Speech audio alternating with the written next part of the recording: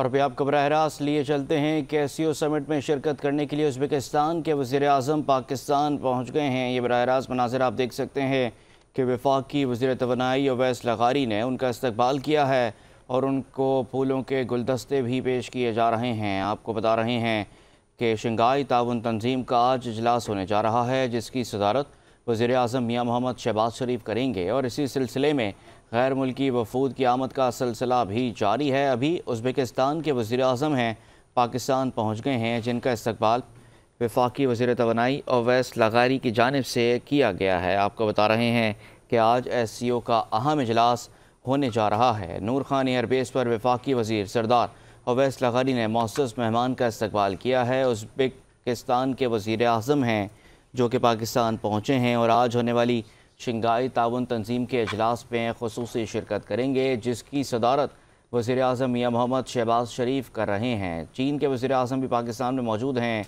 और रशिया के वज़ीर-ए-आज़म भी पाकिस्तान में मौजूद हैं, जबकि भारत के वज़ीर ख़ारजा जयशंकर भी SCO समिट में शिरकत करने के लिए पाकिस्तान में मौजूद हैं। इसके अलावा ताजिकिस्तान, कज़ाकिस्तान के वज़ीर-ए-आज़म भी पाकिस्तान में मौजूद हैं और अभी उज़्बेकिस्तान के वज़ीर-ए-आज़म पाकिस्तान पहुँचे हैं। नूर खान एयरबेस पर उनका इस्तकबाल किया है, उनको वेलकम किया गया है। सरदार अवैस लगारी वफाकी वज़ीर हैं तवानाई के, उन्होंने नूर खान एयरबेस पर उज़्बेक वज़ीर-ए-आज़म का इस्तकबाल किया है।